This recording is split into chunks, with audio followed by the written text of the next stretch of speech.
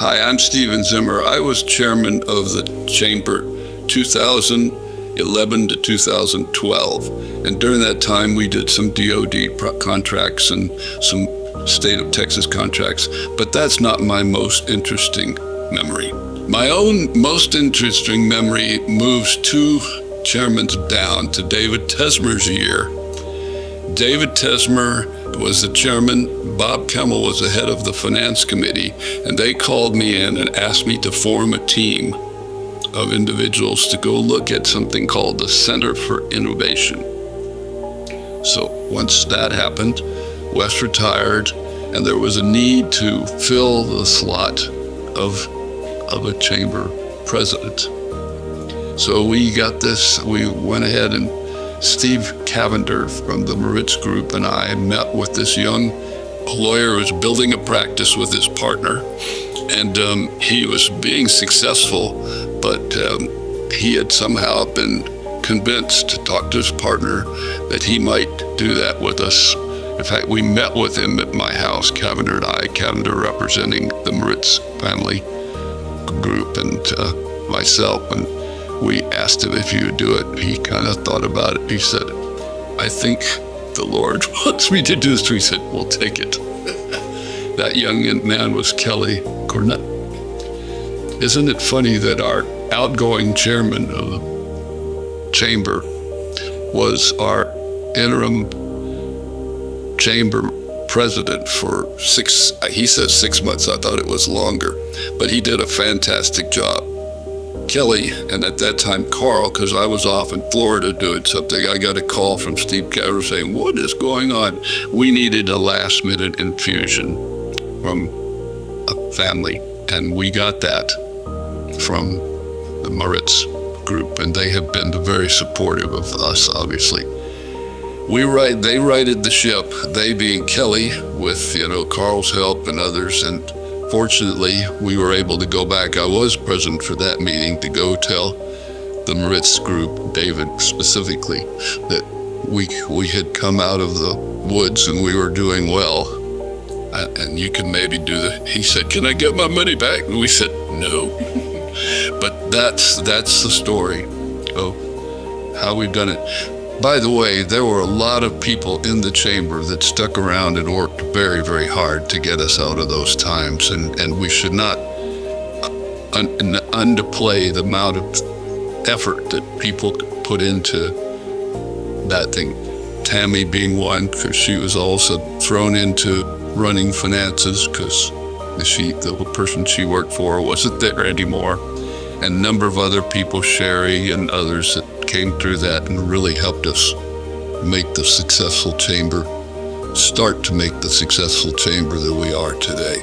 Kelly had to take a leave of absence, and his law firm now is just booming. So, he really did us a huge favor.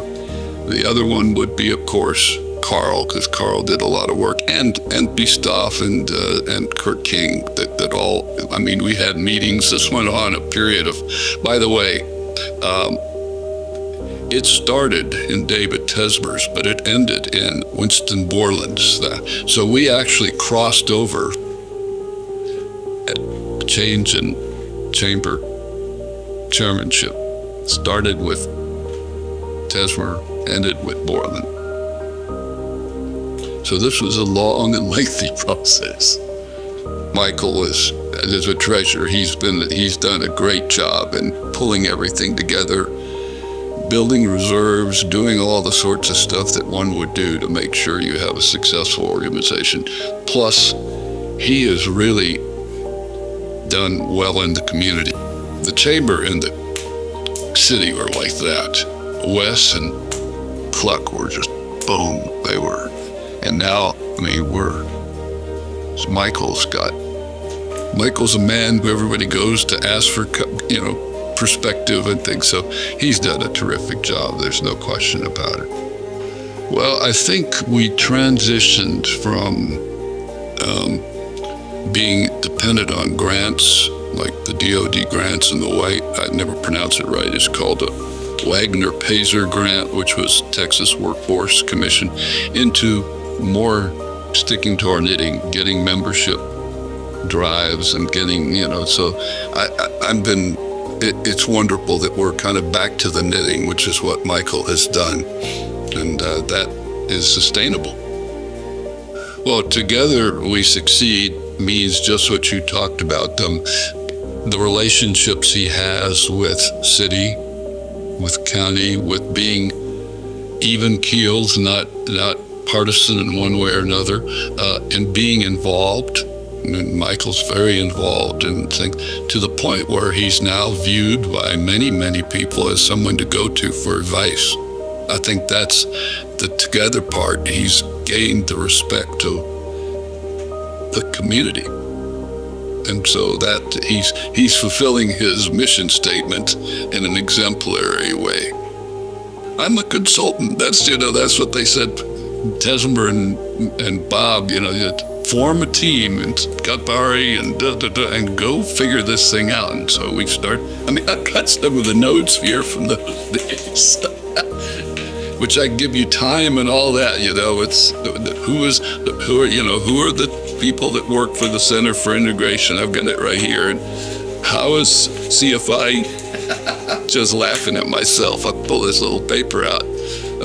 Shaker, I forget his last name, was the head of the CFI, and he had two other people. And so the whole thing about the term, the lease revenue, 18 a month, 16 from UTA, consortium revenues. Who owned it? That it was owned by the Chamber Foundation. I guess that was for 501c3 stuff.